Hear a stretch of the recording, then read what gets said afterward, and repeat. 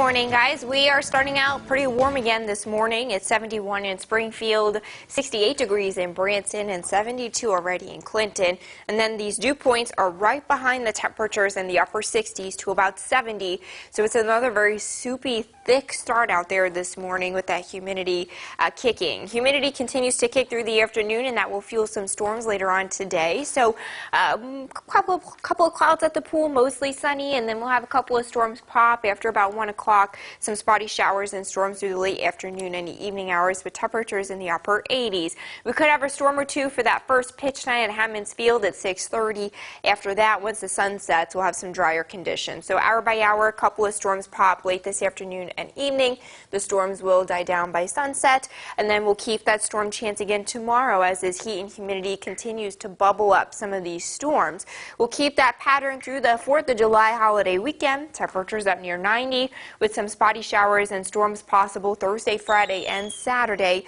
Now, I don't expect that to be a washout, and because these storms will be driven by the heat and humidity, I think once the sun sets and we want some fireworks, we'll be all right. We'll have just a couple of clouds, partly cloudy, warm and humid, 80 degrees at 9 o'clock for those fireworks on the 4th. Joe, Lauren.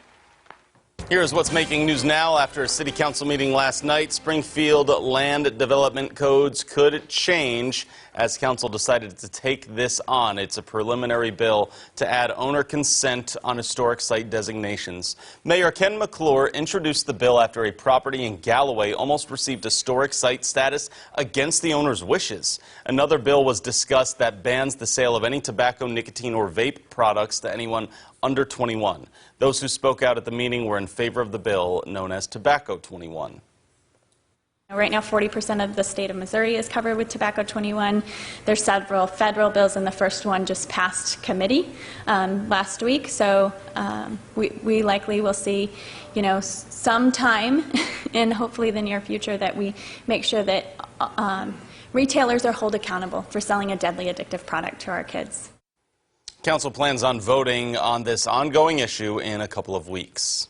And the world's largest retailer is cracking down on underage smoking as well. Walmart and Sam's Club are raising the age you can buy tobacco from their stores from 18 to 21. The retailers also are cutting fruit and dessert-flavored nicotine e-cigs from products from the shelves. An Arkansas law passed in May will gradually raise the state's minimum smoking age to 21 by the year 2021. You'll have to be 19 to buy cigarettes beginning this September. Jeffrey Church is the store manager for Omi's and says his store will get more business from people who can't buy cigs at Walmart anymore. When it comes down to it, man, we don't push for underage smoking either. Walmart going 21 and up, they're trying to cover themselves. We're going to lose business off of this. The whole industry itself is going to lose business off of this. But we're going to gain that back. People grow up, people age. Some people are not so supportive of the change. One employee from a different shop says if you're old enough to join the armed forces, you should be old enough to buy cigarettes. Members of the military, though, will be exempt from this Arkansas state law. Here's what's around the Ozarks right now. A well-known man in Nixa's first responders is headed to retirement. Fire Chief John Trent will leave in December after serving the community since 1992. The Nixa Fire Protection District says it's already taking applications from internal candidates for Trent's replacement. It hopes to hire someone in the last quarter of the year. In your Traffic Tuesday report, if you wake up really early like we do, you might know many traffic signals in the area shift into overnight flash mode, flashing yellow or red lights. That's right. So Hannah Zettel joins us live this morning to explain the benefits of this signal setting and how to avoid confusion when driving through intersections at night. Well, good morning, Lauren and Joe. That's so right. Driving at night can be very stressful, especially if you're not used to doing it. There's a lot of potential threats on the road at nighttime, like harder to see at night. There might be animals on the road, and there might be impaired drivers sharing the road with you. And on top of it all, the traffic lights kind of turn into that overnight mode where they start flashing. And if you're not familiar with that, that can be even more confusing. So let me break it down for you. Starting at about midnight, most traffic lights shift from standard operation to a four-way stop or flashing yellow and red. Motorists facing red must come to a complete stop to allow those facing yellow to proceed through that intersection with caution. The Transportation Center says the benefit to traffic signals overnight mode is it makes motorists commute faster when crossing a traditionally high traffic road during low traffic hours.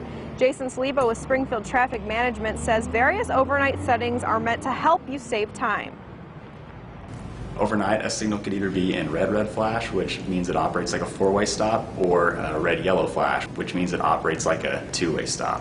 The other option there is a free operation, which it looks like it's operating normally. It's just some of the internal decisions that the signal is making is it's quicker, it's faster, so it can respond to traffic faster. As you can see behind me here, that the lights have kind of shifted back into their normal mode. That's because there is much more traffic now than there is overnight. Some of them turn back at about 5 a.m., but they all turn back at 6. That's just when it becomes safer for them to be in their normal mode rather than at night when it's safer for them to be in that overnight mode. Hopefully this overnight driving refresher helped you out. If you've got a question for me regarding Traffic Tuesday, let me know on Facebook or Twitter, and it might be featured soon. Reporting in Springfield, Hannah Zettel, Ozarks First. All right, Hannah, thank you for that reminder. We have another traffic alert to pass along in case you're concerned about traveling on Highway 65 this holiday weekend. MoDOT wants to make sure you know no road work is scheduled for the weekend on Highway 65. Road work happening near Evans Road will stop from noon tomorrow, and then crews will pick things back up on Monday, the 8th.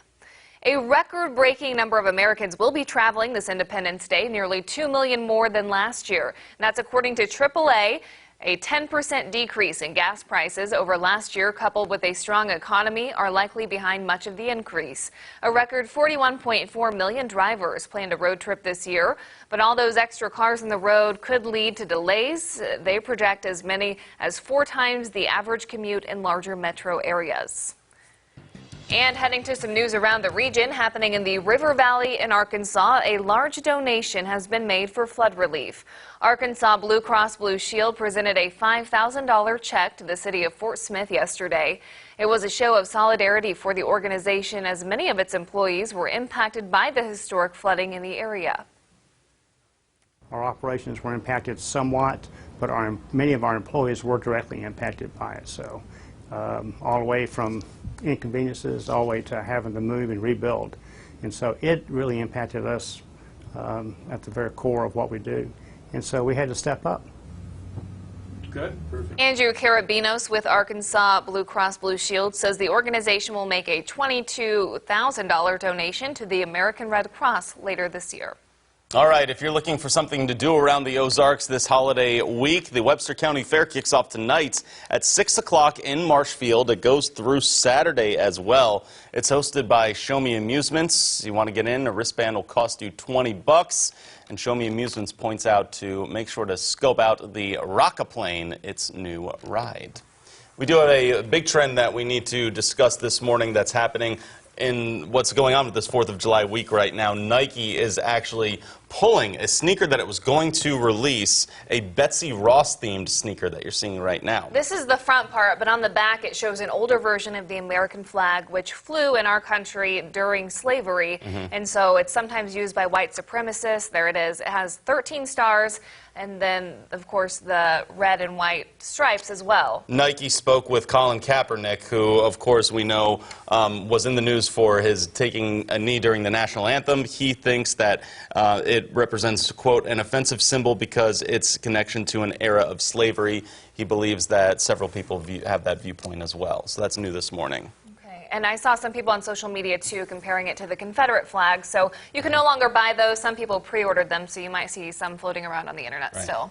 All right, we are about out of time here on Daybreak. We need to get a check-in, though, with Elisa Raffa and get a forecast of this summer day. Yep, a couple of storms out there possible today, just like yesterday. Temperatures up in the upper 80s, so we'll be near 90 through the rest of the week, with overnight lows around 70. I like that 4th of July is just creeping closer and closer. Just a few days away. Thanks for joining us on this Tuesday morning. We'll have a news and weather update for you in just a few